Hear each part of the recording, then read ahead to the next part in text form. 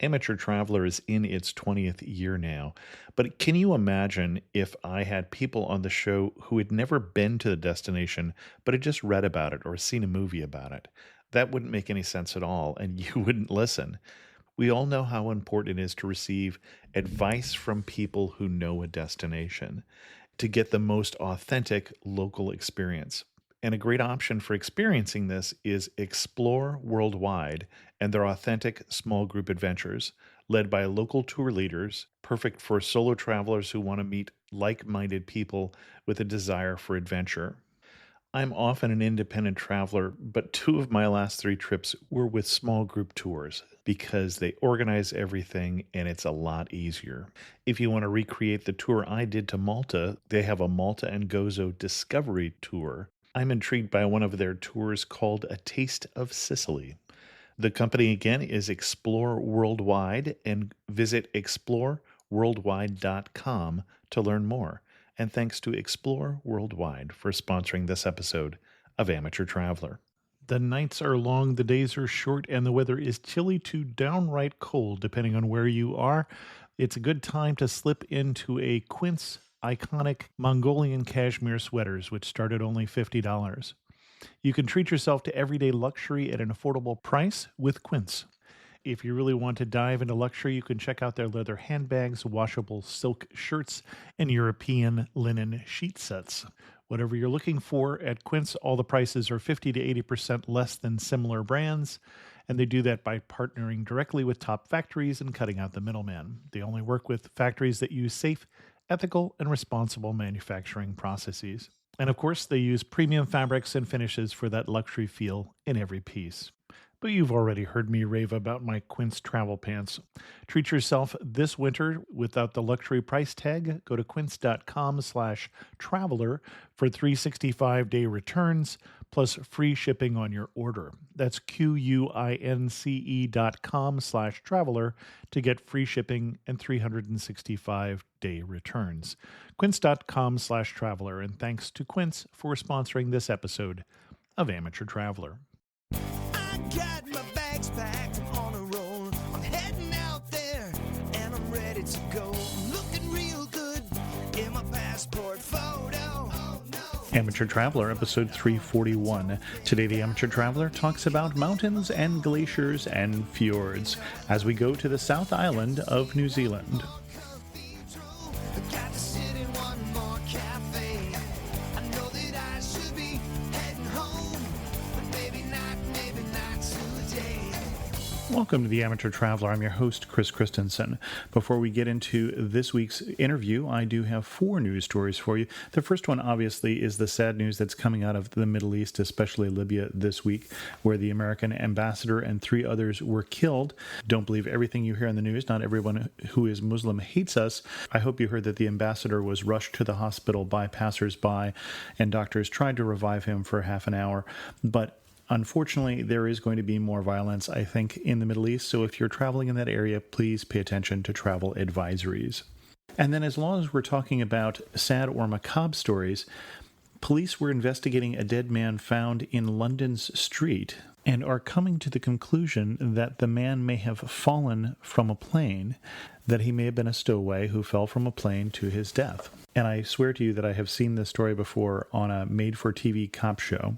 And then speaking of cop shows, an escaped murderer was arrested in Germany when he happened to come in on a cruise ship. The male passenger, an Austrian, had wrongly assumed he was untouchable by German police as long as he didn't get off the ship because of the ship's foreign registry. That turns out to be not the case, and he is in custody. But despite one less passenger, it turns out that the cruise ship business is jumping. Almost 2 million more people, or 10% more, took cruises last year than in 2010. For links to all 4 of those stories, check out the show notes at amateurtraveler.com. I'd like to welcome back to the show Erik Smith, who's come to talk to us about the South Island of New Zealand. Erik, welcome back to the show. Thank you, Chris. And I say welcome back. We figured out your 5th time back, and if we have it correct, you've been on the show talking about national parks in general, the Four Corners area of the southwest U.S., Yellowstone and Grand Tetons National Park, as well as the state of Michigan, your home state. Yep, my first international one, though. So we have interrupted your quest to see all the national parks. You were on a quest to do that until you started listening to The Amateur Traveler, and I feel somewhat guilty that we have screwed that up a bit and gotten you off to see the Holy Lands, and now I don't know if we at all were responsible for you going down to New Zealand, but you spent a month down in New Zealand. I did spend a month in New Zealand, and yeah, it was the initial episode on Israel of The Amateur Traveler that inspired that trip back in 2010. I did spend a month in New Zealand.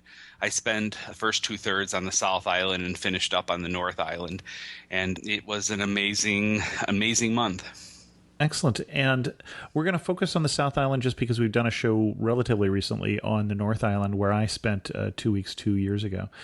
Episode 240, if anybody wants to check it out. It was a good one. I listened to it a couple times when I was over there looking for inspiration. Excellent. Oh, actually, we should say, since we're not going to talk as much about the North Island, you did a few things that I didn't do and didn't do a few things that I did do. You didn't do the Blackwater rafting, which was the highlight of my trip, going in a wetsuit in a cave with a inner tube and basically inner tubing through a cave underground. But you did do zorbing. I did do zorbing, yes. A big, large plastic hamster ball feeling kind of thing where they put water in it, and that was in Rotorua, and they roll you down a hill. And I wasn't going to jump out of a plane, and it was unlikely that I was going to do any bungee jumping, so I had to do something that classified as somewhat adventurous, and that was what I chose to do. And yeah, it was a unique experience for sure. I just laughing hysterically the whole way down. It was it was a fun thing to do. They actually have the zorbing now right outside of Great Smoky Mountain National Park down in North Carolina and Tennessee area. I think the zorbing's actually in Tennessee. And now zip lines are everywhere, so a lot of this is taking off, but certainly bungee jumping and zorbing, both invented in New Zealand as far as I know. Certainly bungee jumping. So let's talk about the South Island. What was your itinerary?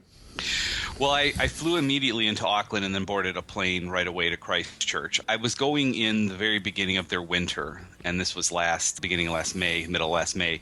So it's going in the beginning of their winter. I didn't want to start on the North Island, and I thought if it's going to be winter, let's start in the coldest part of the country and work our way back north as the season goes on. So I flew into Christchurch and spent a couple days in the Christchurch area. I was talked by a friend into going inland on the eastern side of the island to Lake Tekapo, where I had basically a day of a washout. It was pretty rainy, and I didn't see much other than clouds and pictures of how pretty it was. I went south from there to Dunedin, where I have a friend, and he gave me an up-close and personal tour of Dunedin. And I also did the Otago Peninsula there, which is a kind of wildlife haven in New Zealand. From Dunedin, I went south. Around the south end of the island over to Queenstown is what's known as the Southern Scenic Route, and there's quite a bit to see along that route. You could spend your whole 2-week trip just on the Southern Scenic Route. I spent a day in the Catlins, which was recommended to me by a blogger I know, and it was an amazing little corner. It's the very southern eastern portion of the South Island, and it's waterfalls and lighthouses and just really something you don't hear a lot about when you hear about New Zealand. It's not one of the places that gets a lot of publicity, but it was great. On the other side of the Southern Scenic Route is Fiordland National Park, where I did both a cruise of Doubtful Sound and Milford Sound being the more famous, but Doubtful Sound certainly being good in its own right. From there, I went over to Queenstown, which is a pretty famous tourist destination with a lot of adventure sports and a very diverse region, a very pretty region in the mountains. From Queenstown, I went down to the rainy and soggy West Coast and drove up the West Coast for a few days, where any sun was more than I expected, and I did really enjoy the West Coast despite getting rained on quite a bit. And then after the West Coast, I drove inland up to the north end of the island, where I went to Abel Tasman National Park, and then kind of curved around to the other side of the island to go to a town called Kaikoura, a town famous for its whale watching. And then after Kaikoura, I went back up to Picton, which is the place where you catch the ferry across to Wellington and the North Island. Okay. And now we'll do that again, but we'll do it a little slower this time. You flew into Christchurch, and obviously Christchurch has been in the news because of the earthquake there. And I think you found a city that is still very much suffering from the damage of the earthquake. Yeah, the 2011 earthquake, certainly. I referred to it in my blog as broken, not destroyed. And I did have some people comment that that might be too harsh. It's not a functioning city yet. The downtown area still has a large portion of it that is fenced off and called the red zone. It's a chain link fence around what used to be the very heart of a vibrant city. One of the cities that was always talked about as one of the nicest to live in the southern hemisphere. Well, one of the best places to visit is called the Garden City. And everywhere you go in Christchurch, there's a lot of chain link fence and buildings that are still in ruins, and so many condemned buildings.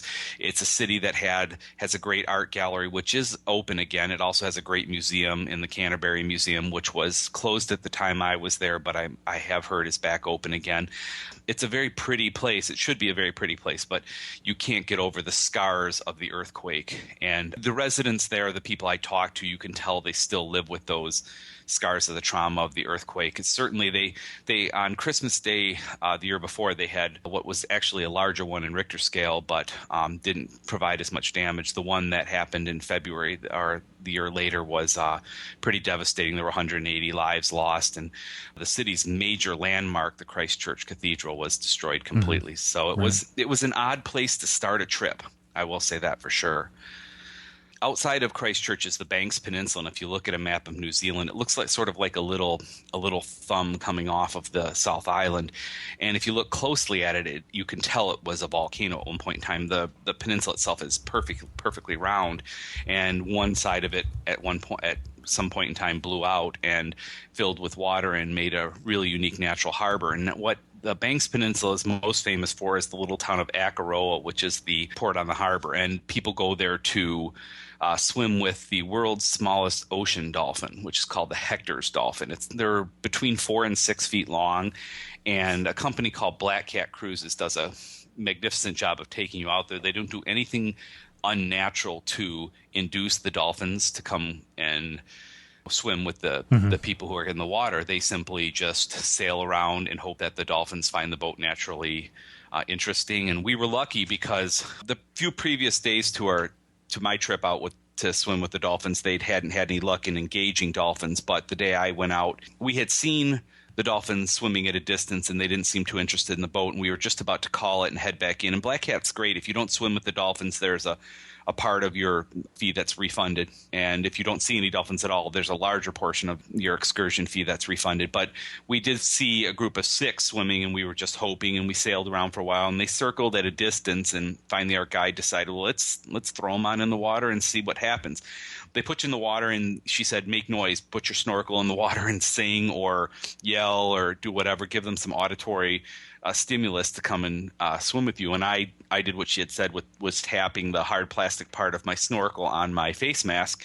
And within 5 minutes, I had one of these little dolphins just jetting right under my feet. It was an amazing experience because you don't pet them because their skin's very fragile, but you're still out there with animals who are in the wild who just are there because they find you interesting. And there's so many wildlife experiences like this in New Zealand. The Kiwis are so conscious of their environment. I was even more impressed by the fact that they have all this money on this excursion fees on the line, yet they're still not willing to try to induce the dolphins in any real way. And that was one of the experiences that I'll never forget. For sure. And that was the second day. So as I drove away from Kaikoura, I thought, boy, this is the second day and I've got a month to go. How am I going to top that? From Kaikoura, I had a day to play with on my itinerary, and the friend who I went to visit in Dunedin had said, well, if you've got a day, you really need to drive up into Mackenzie County to Lake Tekapo region. And like I mentioned, I got up there and it was a almost complete washout. I'd booked myself on a scenic flight over the mountains and to see the mountains and the glaciers. And I sat around waiting for them to cancel the flight, and I'd also booked a stargazing excursion up on top of a local observatory called Mount John right outside the city. And neither of those things happened, which was a disappointment, but it also gives me a reason to try to get back to the South Island someday. From there, I did the long drive in a rainy afternoon down to Dunedin. And I think Dunedin's probably 10th or 11th on the list of things that people will mention about New Zealand. And I just can't express how underrated Dunedin is. Dunedin is a college town. it's more than just that. It's obvious there's with 110 or 120,000 people. It's more than just a college town, but it's the only place in New Zealand that has the American type college atmosphere. I mean, it could have been East Lansing, Michigan, or Stillwater, Oklahoma, or Chico, California. It had that feel. My friend took me right down to the University of Otago, and we walked around the campus, and it had the student housing. It was the only place in New Zealand that resembled that. And that was something that, had I been on my own, I probably wouldn't have gone over to the university just to check it out. But I was really glad I was with someone who showed me that. And Dunedin's pretty. It's in a real nice setting. It's on a bunch of hills, and they have a couple of unique, really touristy things to do. I did a tour of the Cadbury Chocolate Factory, which was about as touristy as anything I've ever done, but it came with free chocolate, so I certainly lived with it. And then I also did a tour of the Spakes Brewery. Spakes is one of the largest beer makers in New Zealand, and while the beer is not the kind of beer that I like, the tour was interesting, and they did have a sampling at the end. It's one of those things where they have a couple tours, 1 or 2 tours in the evening, so you can do your normal touristy stuff during the day and still have something to look forward to in the evening. And I just can't encourage people to visit Dunedin enough. The biggest thing about Dunedin was the Otago Peninsula, which is a little finger of land that extends out into the Pacific from Dunedin. And the Otago Peninsula is one of those amazing drives where I'm already driving on the opposite side of the road. I won't say wrong side, but I'm the opposite side of the road. And this is only my 5th day of driving that way. And the road just snakes right along the harbor. You can see Dunedin in the distance, but you're following this little finger of land out there. And the road is so close to the water that it was a very windy day, and the water's lapping up onto the road, and I'm driving this small little camper van, and I kept thinking to myself, I'm blown away by the scenery, but I'm trying to concentrate on the road. One little thing, and there's no guardrails or anything, and you're just driving the front wheels of your car into the harbor there. It was a really, really neat scenic road. But as I mentioned, Otago Peninsula is famous for its wildlife, specifically penguins and albatrosses. The National Albatross Center, the Royal Albatross Center, is out on the headland of the peninsula. And you go out there, and you can sign up for a tour, and it's a place where they have specifically kept it predator free so that the albatrosses, which are, and I don't know if people are familiar with the albatrosses are similar looking to a seagull, except they have this amazing wingspan of sometimes up over 7 feet long. So they have the little body and these huge, amazing wings, which make them a great flyer. But a lousy lander and takeoff, as I recall. Yeah, and that's why they spend most of their time out over the water. The babies that were there, the albatross chicks that were there, they're on land. They're born and they're raised on land for close to a year and a half. And then once they leave land, though, for the first time, they spend the next 4 or 5 years out in the ocean, not flying all the time, obviously swimming, sitting on the ocean surface something, but 4 or 5 years out in the ocean. So yeah, they're not really a land bird, but they need the land to breed. And the Albatross Center out there they very carefully monitor any kind of predator. So if they didn't, the royal albatross wouldn't be able to live in this part of the world, because the predators, and all predators in New Zealand are introduced. Right, sure. It's one of those places where when the first settlers arrived, there were no natural predators, and they brought them over as pets or to have them to hunt, and they started wiping out mass numbers of these New Zealand birds, a lot of which are flightless because after hundreds and thousands of years of not having any predators on the island, they just forgot how to fly. Like the kiwi, the adorable New Zealand national bird, is flightless. But the most common killer of the kiwi is the household cat. So cat. I would have guessed dog. Okay. Yeah, cats and dogs as well. And you'll see that in a lot of places where you'll pull up and they'll have, this is kiwi habitat, please keep your dog in the car. Like I mentioned, their conservation is amazing, what they're trying to do, and they've done a nice job bringing back the numbers of a lot of these birds, but they're fighting an uphill battle against introduced predators, which I think we've seen from Australia too, that introduced predators do take a toll on native creatures as well. After I left the Otago Peninsula, and I mentioned real briefly penguins, I didn't get a chance to see the little yellow-eyed penguins, which are famously come ashore at night on the Otago Peninsula. I needed to get further south to start my tour of the Catlins early the next morning. And I mentioned the Catlins when we talked briefly about the itinerary. The Catlins, again, is another place that doesn't get a lot of mention. I guess if people don't make it as far south as Dunedin, they go to Christchurch and take the famous road across to Queenstown and then go to Milford Sound. But you're missing the whole southeast corner of the island, which is the Catlins. And there are a couple really gorgeously set lighthouses. One is at Nugget Point, the other is at Waipapa Point. And then there are also a number of waterfalls that you can hike to. And it's got some other good hiking to coastline rock formations. And on a good, clear day, it's a good place to watch. You can whale watch. You can also see dolphins and a lot of penguins and stuff. I took the day to mostly do the lighthouses and the waterfalls. Waipapa Point Lighthouse, especially near the very southern tip of the South Island, has this kind of end of the world feel. It's one of these places where you walk out, you see the lighthouse, and you kind of walk out to the end of the land there, and you look out, and you know that all that's out there beyond that is Antarctica. So, I mean, you really do feel like you're just at the end of the world. And the day I was there, again, with New Zealand weather being so schizophrenic, I had a nice sunny part when I got out of the car to walk down to the lighthouse. And by the time I made it back to the vehicle, it was dark and overcast and just added to the whole, this is really the end of the world here. So it was a unique place to visit. And you say Antarctica, and I forgot to mention it when you were talking about Christchurch, but when we were in Christchurch, one of the things we did is we went to the Antarctic Center, which I don't know if it's still open for tourism there, but they do a lot of the staging for Antarctic expeditions here for one half of Antarctica here out of New Zealand. So they do, yes, and that center is open. I did not have a chance to visit that when I was there, but it does get rave reviews. When I was in Auckland, later in the trip, there's another Antarctic aquarium / museum up there that I did have a chance to visit. But you look out there and you think, I desperately want to visit Antarctica someday. And I think, we'd have to long sail if you leave southern New Zealand to get to Antarctica. Sure, absolutely. Yeah. I spent a night in Invercargill, which is the biggest city on a very southern tip of the South Island. Invercargill is nondescript. It has a couple good museums, but it doesn't have a lot of sites. It's more of a place that you need if you need to stock up on groceries. It's a service center more than anything else. People who aren't camping will find the majority of the area's hotels are there. And since you're talking about stocking up on groceries, you mentioned having a camper van, and Yes. I think you had one like I did that's a converted minivan, so it's not a huge camper because it was just the one of you. Right. Yeah, it was a great way to go around. Yeah, it was a perfect way to see it. They have different sizes. You were with Spaceship, I believe, and Right, I had with, a Spaceship. yeah, and I was with a company called Juicy, which I really recommend. They did a great job, and it was for one person, probably for two people, you could get by real easy in the Cabana model, which I had, which is that converted minivan. But they have bigger models. As far as the New Zealand roads go, I mean, you're not going to see the 53-foot RVs that you see here in the U.S.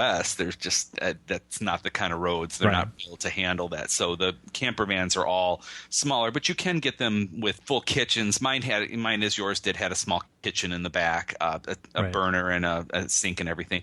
But you can get them with a full kitchen and also bathroom facilities as well. If true camping and using common facilities is not your cup of tea, which I did meet people who didn't want to travel that way, and that's fine. They have that available as well. Well, I found in the North Island, I made no reservations ahead of time, and the time of year I was there, which was similar to you, I think I was there in July, so even a little more into winter, I didn't need to make reservations. I could just pull up to almost any campground, and there are a number of campgrounds, so it really wasn't that difficult to find a place to set up for the night.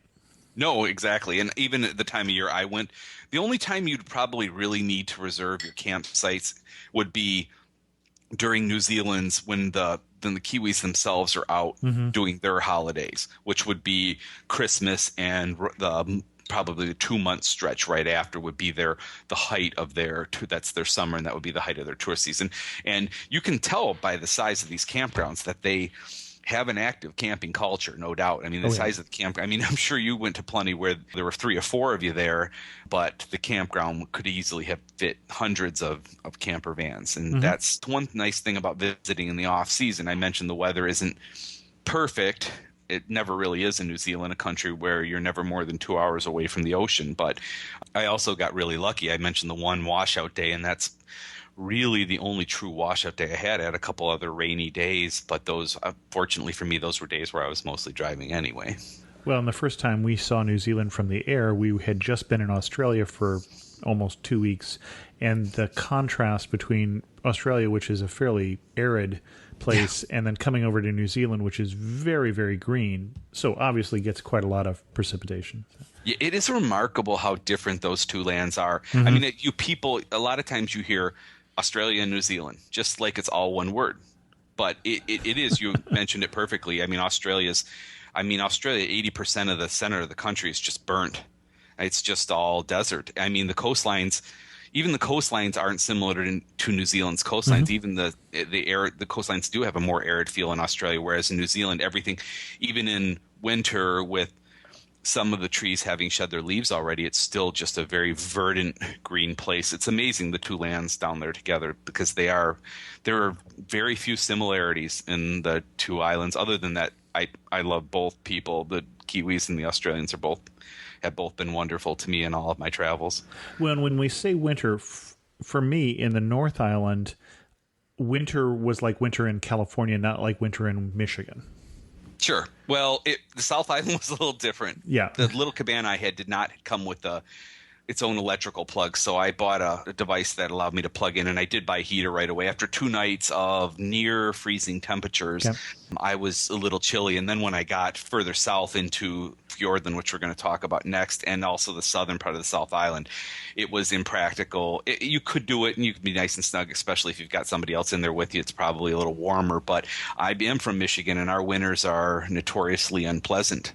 And I was a little cold sleeping in the back of and I can only imagine a month or 2 later what it would have been like. You could do it again; it wouldn't be horrible, but it was a little cooler than I'd wanted to. And as far as snow goes, I did see some snow, especially in higher elevations, but nothing along the lines of what we see here in Michigan or most of the Midwest would see. Right.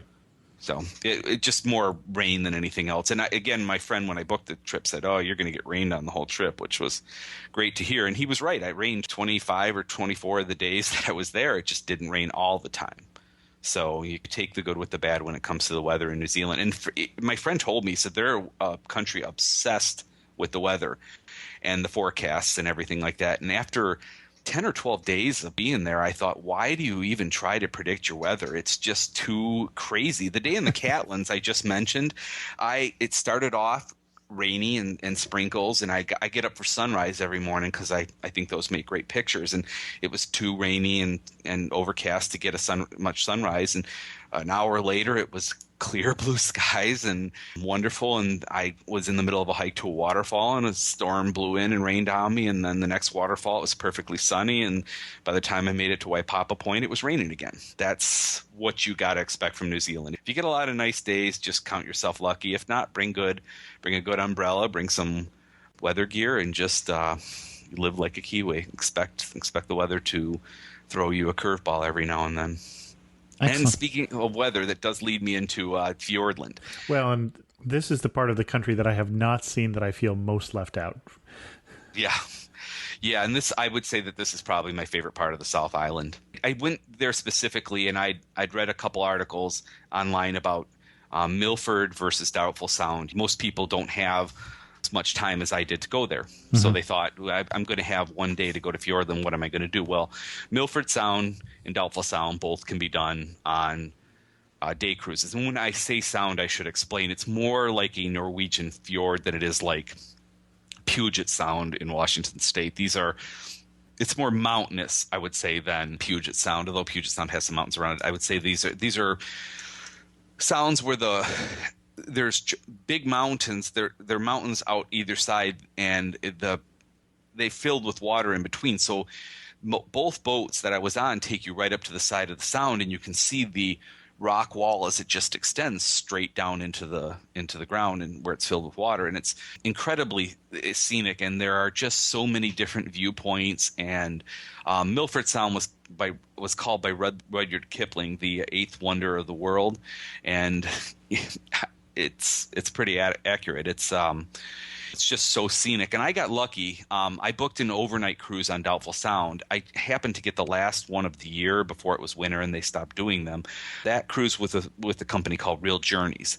And it was on a boat called the Fiordland Navigator. And they have different types of accommodation that you can do. And I chose the hostel style accommodation because it worked best with my budget. But you don't really spend much time in your cabin. You spend all your time up on deck looking out over this fantastic viewpoints. And you take a boat over Lake Manapouri in the morning. They put you get on buses on the other side of Lake Manapouri, and you go up over Wilmot Pass and down into Deep Cove where the boats take off from for the Doubtful Sound cruise, and then you spend the day on the boat. They give you your meals, and like I say, most of the time I spent just up on deck watching the scenery as it went. And the first day I was out in Doubtful Sound, I had a really great weather day. It was mostly blue skies, and we were able to take the boat's kayaks out. I elected to do a small boat excursion where they take you right up and they show you the rock walls, and they show you the plants that grow right into these rock walls. You wouldn't think they could exist there, but they take you right up close and show you that. And it was a wonderful setting. The next morning, however, when we woke up, Doubtful Sound had taken on the personality that you expect from these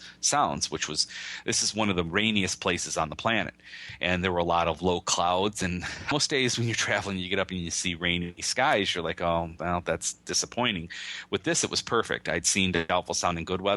Now I got to see it in its natural environment. And the low clouds gave it a real moody environment. After I got done with Doubtful Sound, that cruise, I got back into the town of Manapouri about noon, and I immediately drove the Milford Road down to Milford Sound. And I got down to Milford Sound, got to see that road. It was a cloudy, overcast day. The next morning I did my Milford Sound cruise. It was sunny again with perfectly blue skies with just a few low wispy clouds covering the sound. And I consider myself really lucky. I spent 3 days there. I had the 2 nice days as bookends to a rainy day, so I got to see the sound in its natural environment and also in its the blue sky environment, which also makes for a little bit better pictures, I think. Now, you say that this was one of their last cruises, if not their last cruise, and you were there roughly what time of year? This was the middle of May. Okay. It was their last overnight cruise. They do them for, I think, 9 months of the year. Okay. And I actually sped up my itinerary a little bit so that I could get there. I had heard so much about the overnight experience, and it was unique. I was traveling by myself, so I enjoyed having people around, and I had dinner that night with a real nice group of Kiwis who invited me to their table after I was literally the last person waiting on deck to get the last of the sunlight photography, and came down and found all the seats full. So they invited me to their table, so I made some friends there, and it was a good camaraderie feel, and the company did a great job. The overnight excursions on Doubtful Sound there's a couple companies that do them. Like I mentioned, I did Real Journeys. On Milford Sound, there are no less than 6 companies that offer day cruises. I did with a company called Southern Discoveries on Milford Sound only because I'd wanted an earlier cruise so that I could start heading back towards Tiana, which is the kind of central largest city in the Fiordland area. I'd wanted to get back there earlier in the day so that I could get caught up on grocery shopping and laundry and stuff like that, and also have time to drive the Milford Sound Road back and see what that was about. And if you had been tighter on time and had to choose between the two? Oh, well, okay. I think I don't know that you would see as much of Doubtful Sound in a day cruise. If you're going to do a day cruise, Milford is definitely cheaper and probably is more well established to be done on a 1-day only itinerary. And I think that's I stayed in the town overnight. I drove in and then did the cruise the next morning. And the town of Milford there was just a ghost town. I mean, there couldn't have been more than 200 people in that little area there at the night. But the next morning, of course, the tour buses start rolling in from Queenstown and from Tiana, and it fills up pretty quick. So Milford Sound's a pretty well established. Doubtful Sound takes a lot more work. If I could do one experience, I would definitely take the overnight cruise on Doubtful Sound, even if it meant missing Milford. It was easily one of the highlights of the trip. Excellent. Okay. And then from there, you say you drove back to the West Coast. I drove to Queenstown first. And I'm not going to spend a lot of time on Queenstown because Queenstown is like an adventure cap. We talked about the Kiwis and their adventure stuff. And I didn't do it. I did go out to where bungee jumping was invented. I took a gondola ride up to the top of a mountain which overlooks Queenstown, where they have a Maori, the haka show that they have them all over the island, but I chose to do mine there. And they also have a restaurant up there where I had a wonderful buffet and was able to look at this pretty city overnight. Now, at that point, they're really doing it just for the tourists because the Maori didn't live in this part of New Zealand. No. I think there was only one tribe at all in the southern island, and all the rest of the tribes were in the northern islands. So clearly, this is a tourism Yeah, it is. I don't think you're going to find a non-touristy haka experience. That's true. But Queenstown had, like I mentioned, bungee jumping, skydiving, and parasailing, and all of this, and I just wasn't going to do any of that. And honestly, after being in Fiordland and the Catlins for the previous 4 or 5 days, getting into commercialized Queenstown was a shock to the system. It really was. When you're in Tianu off in Fiordland there, it's 4,000, and it is a dinky little town, and it's cute, and it's not real noisy. And you get into Queenstown, and it is it's just another world in Queenstown. When I drove in, I thought, boy, this is not going to be my scene. But I ended up liking Queenstown. I also spent a fair amount of time doing excursions in the area. I drove to a ghost town called Bendigo, which is about an hour drive outside of Queenstown, which I don't think a lot of people do because it's not real. It was a dirt road and on top of a hill, and I didn't see another tourist while I was there, but those are the kind of dorky things that I do, so I didn't spend a ton of time in Queenstown. I should mention, I did go up the West Coast next, and that's where I'm going to head. The town of Wanaka, just north of Queenstown, also gets rave reviews. I did nothing more than a drive through and stop and took pictures of the pretty mountains, but Wanaka has a really good reputation. I just didn't have the opportunity to spend a lot of time there. My goal was to get to the area of the two glacier towns, Fox Glacier and Franz Josef Glacier, because the number one thing I wanted to do, and this was North Island, South Island, this was the top thing on my itinerary to do, was to get a flight over the mountains and the glaciers. And as I mentioned in Tekapo, I wasn't able to do that because of the rain. And I ended up staying in Franz Josef Glacier. And the day I drove up there was a very depressing day. It was rainy almost the whole day. I still did some hikes. I had a half an hour of clearing when I got to the Tasman seafront. But I woke up the next morning, it was still overcast. Now, I was willing to spend 3 days in Franz Josef Glacier just waiting for clearing to get this flight in. About 10 o'clock on the first day I was there, I started noticing some blue in the distance, and I immediately went to one of the flight companies and said, I really want to get up. Is there a chance? And they said, well, it looks good for about an hour. So I waited, and sure enough, they were able to get a plane up with myself and a couple of Australian tourists, and they took us right up over both glaciers, and we got to see Mount Tasman up close, which is the second highest mountain. By the time we'd flown over towards Mount Cook, which is the signature mountain in New Zealand and one they're most famous for sure, the clouds had rolled in again. And by the time we landed in the helicopter, the sea mist had again started to come back in, and I consider myself lucky. It was the only flight that made it up over the 3-day period that I would have stayed there. So I was really, really blessed to have that opportunity. And it was one of those things where I thought about this so much going into the trip. Getting off of that helicopter and walking back to the hostel I'd stayed at, I nearly floated back. It was such a surreal experience. And the Australians who I was with on the helicopter had never seen snow. Oh, wow. Okay. So we were up in this mountain, and the snow came up to our waist, literally. We walked around. It was hard pack in a lot of places, so we were able to walk around. But they thought it was the neatest thing to just play in the snow. And it was a really unique experience. Not the cheapest excursion you're going to do, but I can't express how worth the money that was. Really, really just a once-in-a-lifetime experience. Later in the day, I did go down to Fox Glacier and do the half-day glacier hike, which is offered by a number of different companies there, and that was unique and informative. It's really the only way you're going to get to you. They don't allow you to just hike and walk around on the glaciers themselves. If you're going to actually walk on the glaciers, you have to have a guide of some sort. That goes for either glacier. Sure. No, I imagine it's much more dangerous than most people would realize. So yeah, it wasn't.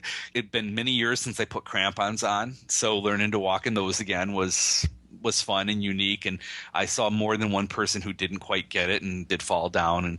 And they said every year some stupid tourists decide, well, we're going to ignore all the warnings and go up there and do it themselves, and they fall into a crevasse or they slide off the side of the glacier, and people are hurt and killed every year doing that. So I knew better than to even be that stupid. I was going to just go and pay the guide fee, and it was a neat experience. And you can hill hike in. That's one of the things people do there is they take a helicopter like I did. Instead of going up to the mountains, they take you and they drop you off in the upper reaches of the glacier where it's a lot more remote. And that's also expensive, but I would imagine definitely worth the money you could spend. Interesting. I finished up on the South Island. I drove up the West Coast, which I mentioned was real rainy. I had a couple days of on and off rain. I stopped in the gold rush towns of the middle West Coast of Ross and of Greymouth. Those were two of the towns I stopped in. I made a quick excursion over to a point called Cape Foulwind, which you got to hand it to James Cook. He did a nice job naming some of these places. I had a nice sunny day. I didn't see any foul wind at all. Foul wind is famous for one of its New Zealand seal colonies, and there's a bunch of boardwalks there that you can walk over and see the seals down below making all the noises and being just absolutely adorable, as most seals are. And that was a neat little excursion. And from there I drove inland. I was cutting my way up to the north end of the South Island to Abel Tasman National Park, and I went through a beautiful stretch called the Buller River Gorge, which is, again, not a place that I hadn't really read a lot about it. And all of a sudden I'm in this wildly beautiful area, which could be anywhere in New Zealand. And I made a quick brief stop at a national park up there. It's called Nelson Lakes National Park, which was also pretty. But my main goal for the last 2 days I had there was to get up to Abel Tasman National Park and then over to Kaikoura. And Abel Tasman is, if you look at the map of the South Island, it's the very rugged northwestern portion of the South Island where you go to one of these gateway towns and you get on a boat and they take you to a certain point along this coastal track. Now you can go all the way out and take 3 days or 4 days to hike the whole coastal track back to these towns, but not being a great hiker and not kind of wanting to do that overnight thing and not having the time to do it, I did the day excursion where you take a boat ride out and you get to see the whole park from the water, and then they drop you at a point and you hike a certain amount. And I think for me it was 8 miles and pretty rugged miles for somebody in my physical shape. So I did the 8-mile hike, and then the boat came back and picked us up on the beach. And at another point, Abel Tasman was really unique, and it was another place that I'd left off my original itinerary. And I got when I put my blog post up about going, so many people said, "Oh, you're missing Abel Tasman. How can you miss Abel Tasman?" And after I got 5 or 6 of those responses, I thought, well, I better find a way to squeeze this in, and I was really glad I did. I would say this is a good opportunity for it too. This is actually not the first episode we've done on the South Island. We did an episode on all of New Zealand before. It's probably 6 years ago or so by this point. Episode 104, yep. You had so the 5 years indie ago. travel people on Right. Craig and Linda Martin. And they hiked the Abel Tasman. So if anybody is interested in hearing more about the hiking experience, go back to episode 104. I appreciate that you've done your homework here and listen to that.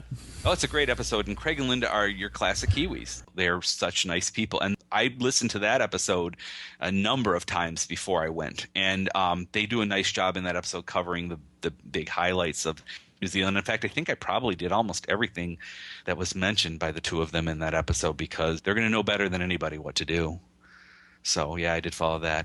My final excursion on the North Island was driving over to Kaikoura, which is famous for whale watching. There is a deep water trench off the coast in the northeast corner of the island over there where many different types of whales swim and do their migratory patterns. The day we went out, I was honestly a little surprised that they did put us out that day, because for a long time it looked like the weather was rainy in the morning, but it was very windy when the time came to go out. And I remember thinking to myself, I don't have a problem with seasickness, so I'm no problem here. And even when they put us on the boat, they said, if you've never been seasick, sit near the front. So I thought, I'll sit near the front. But we went out there, and boy, I'll tell you, it was not what I expected. We were being thrown all around, and we did end up getting to see some big sperm whales, which was the whole point of the trip. We did see some dusky dolphins. The company that we went out with is Whale Watch Kaikoura, and they have a great reputation. And there's a couple smaller companies that do cruises in the area, but they do an information session on the way out. They show you what you're looking for and everything. And some cruises get a lot luckier than I did. We did see some sperm whales and dolphins, but I didn't see the amount of wildlife that I expected to, the number of dolphins and whales. And to be honest, by the time we gotten that signature shot of the tail fin of the sperm whale going into the water, I was ready to go back to shore. It was that choppy. So, yeah. And from there I went to Picton, which is where you hop on the Inter-Islander ferry and take it over to the North Island. And I remember getting on the ferry in Picton thinking, and I said it on my Facebook page and on my blog, I said, boy, good luck North Island living up to the South. You're going to have a tough thing to follow. And to be fair, I did love the North Island as well. But if I could only do one island, I would still pick the South Island. Well, in my understanding, and having seen just a little bit of the South Island and really quite a lot of the North Island, is for overall majestic scenery, South Island. Cultural things, definitely North Island, because there's more of the history and culture up there. And I loved the North Island too, but yeah, in terms of the fjords and the mountains and the glaciers and those sort of things, definitely South Island. Yep, you just said it perfectly there. That's exactly the way you would summarize it. I mean, North Island has its beauty too. It just doesn't have the majesty.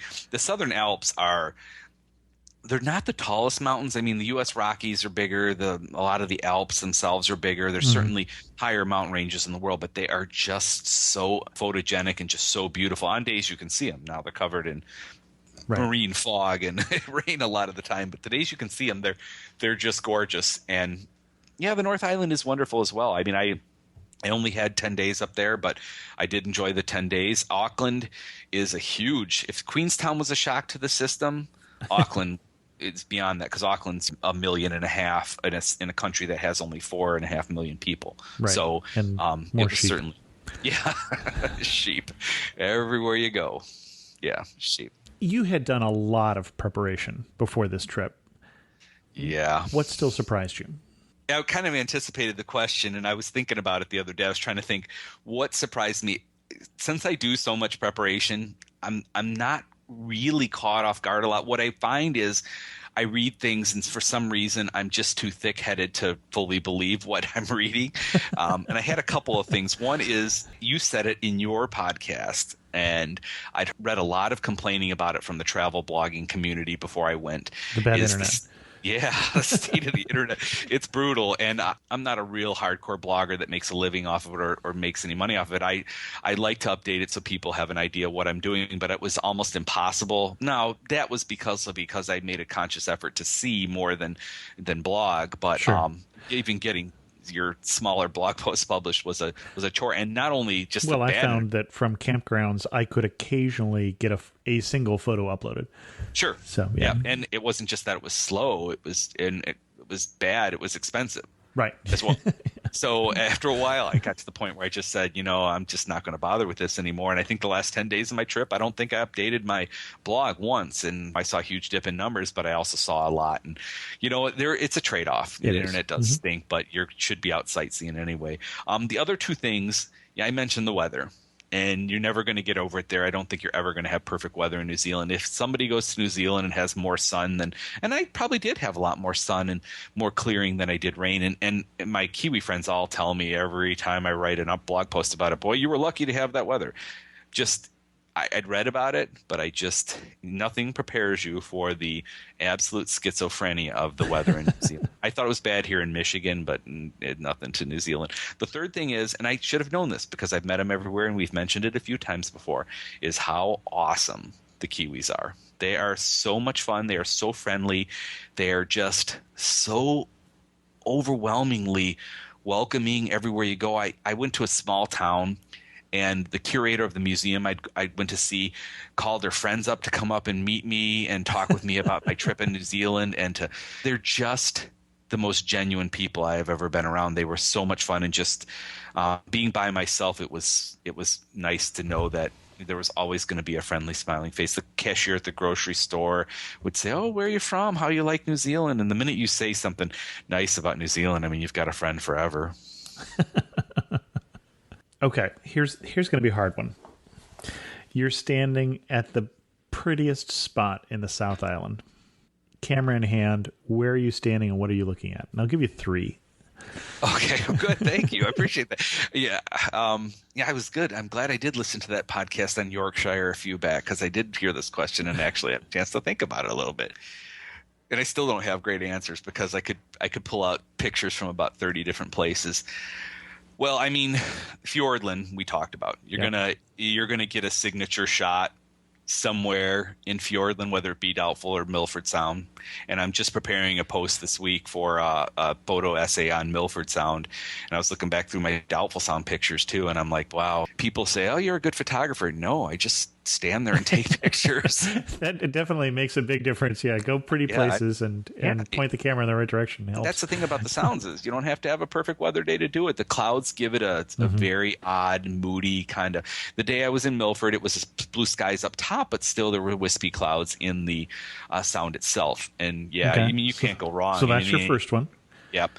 Also, I love the view of the mountain range, which is like everything in New Zealand named perfectly, called the Remarkables in Queenstown. It's just east of the town itself. It's a ski range and kind of an adventure sports area, and they're just the most fetching mountains. And I was on top I took the gondola up top to the other side on the mountains on the other side and was able to shoot across there.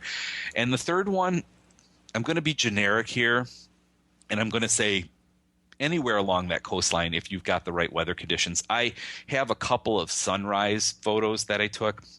One over the Meraki boulders, which are these perfectly rounded boulders about an hour north of Dunedin. But my second day, my first real morning in New Zealand, I was out camping near the beach outside of Christchurch, and I had just the most magnificent sunrise over the Pacific. So sunrise or sunset anywhere. And if you get the opportunity to view that, if the weather holds up for that, then anywhere you're watching a sunrise or sunset, New Zealand's going to be amazing. And you mentioned interacting with the locals. So the most memorable person you met? I'm going to steal up to the North Island on this one because I did meet some good people on the South Island. But the most interesting person I met was a tour guide I actually had on the North Island. He, the tour early in the day that I wanted to get on was not able to go. And it only had myself and another group of two people. So he said, come back for the 2:00 tour. And I decided to wait around. But he did sit around and we talked for a long time. And he gave me a lot of political insight into New Zealand, because you don't hear a lot about New Zealand politics, and you don't hear a lot about the common people and how they feel about a lot of the land that's being given back to the Maori. And he was so open and so honest. And I had a number of talks like this, but he was by far the most honest person that I met there. And he was very upfront. And he traveled to America, so he was able to make some correlation to things that we have going on here in this country. And he was just, and they're all open and honest, but he more than anybody else. And he gave me 2.5 hours of his time. He could have gone up and had lunch at the local pub and come back for the tour later in the afternoon. But we sat around watching birds at that spot, and he talked a lot about nature. But I met people like that everywhere. Most interesting person, one a day at least. and we're going to wrap this up with fewer questions than usual because this is already a long episode, not quite long enough to split it into two parts, I think. Well, let's just keep talking, Chris. Yeah. One thing that makes you laugh and say only in the South Island of New Zealand. Sheep across the road. Sheep across the road.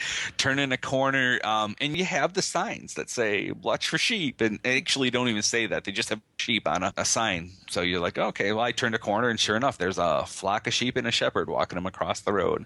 I'm thinking, yeah, that's probably fair enough for New Zealand. And your best money-saving tip for New Zealand? Well, I would say self-cater.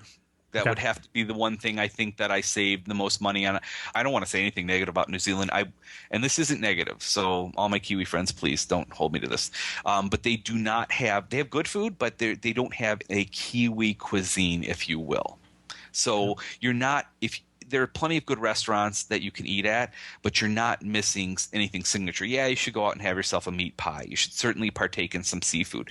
But the grocery stores are great. I went to a chain called New World most of the time, but there are plenty of grocery stores, and buy your own stuff. I mean, cook out. If you have one of these little camper vans like I did, you can open up your back. And I remember on the North Island sitting out next to a lake and watching the sunset over the lake and just grilling up some seafood that I'd got at the local market. It's definitely a way to save a lot of money. I'd have to say I didn't get to the wine region, which New Zealand has. I did not either. I would definitely say it's a country that I would go to for the scenic beauty versus the cuisine. Sure. Oh, yeah. Love definitely. the country. Would definitely go back. Want to bring Joan back, but I don't think of it the way I think of Italy or France.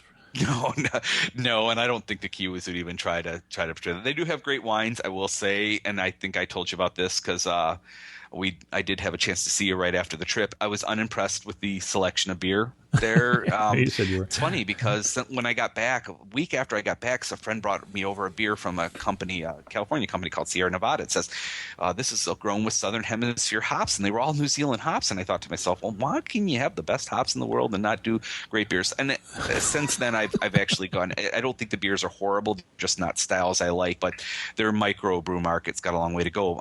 But on the other token, if you're a wine drinker, you could spend a week in Marlborough, which is at the tip of the Southern Island, and also up, and there's wine regions in the North Island. You could spend time just doing that. And when I go back, when and if I get to go back someday, I do. Even though I'm not a wine drinker, I think that's one of the things I missed there was a tour of the wine region. Mm-hmm. Finish this sentence. You really know you're in the South Island of New Zealand when what? Well, for me, you've just gotten done photographing an amazingly beautiful overlook of mountains or the ocean or this prehistoric-looking ferns that seem to grow everywhere in New Zealand. And you get back in your car and 5 minutes later, you're pulling off again on the side of the road to get another picture. You don't travel anywhere fast in New Zealand. It's because the roads are crazy twisty in most places, but also because you're just simply trying to get over and get another beautiful picture. And that to me was the thing I'll remember most about New Zealand. And before we get to my last question, do you have anything else that we have missed?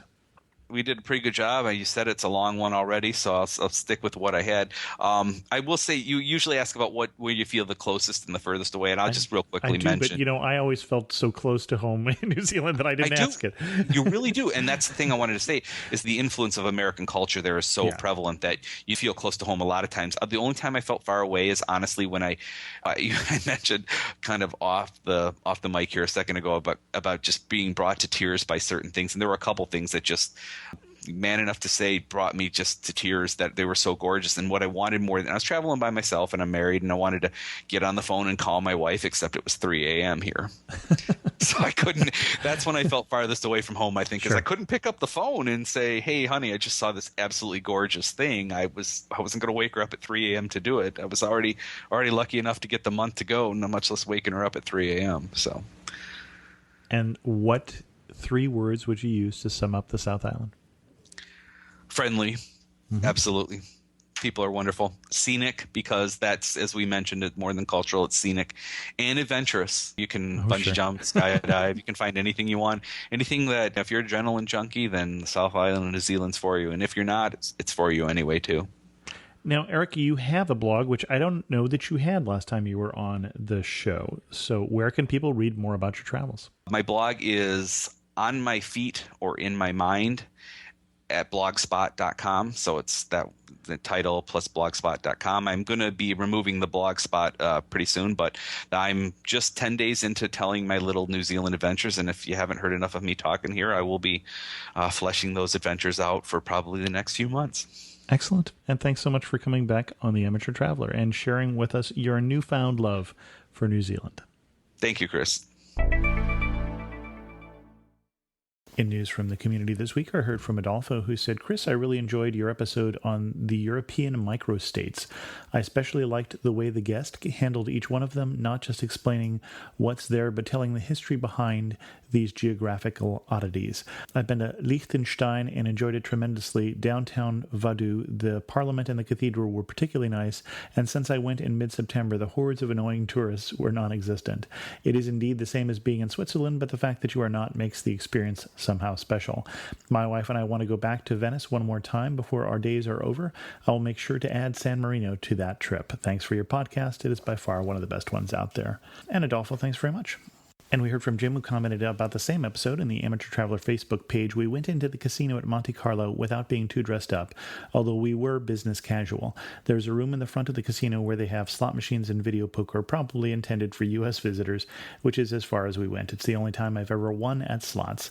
I believe the real casino that you see in the James Bond movies might be dressier. The real thing to see at the casino is the restrooms with super automated toilets. Can't explain, you just have to see them. Also, Liechtenstein was invaded recently. A unit of the Swiss army got lost during a training exercise a couple years back and just wandered over the border, but they didn't take any prisoners. Jim, thanks so much. And this has been one of our longer episodes, so before we hit the 1 hour mark, we're going to bring this one to a close. If you have any questions, feel free to send an email to host@amateurtraveler.com or leave a comment on this episode at amateurtraveler.com. You can also comment, as Jim did, on the Facebook page, facebook.com/amateurtraveler, or follow me on Twitter at Chris2X. And as always, thanks so much for listening.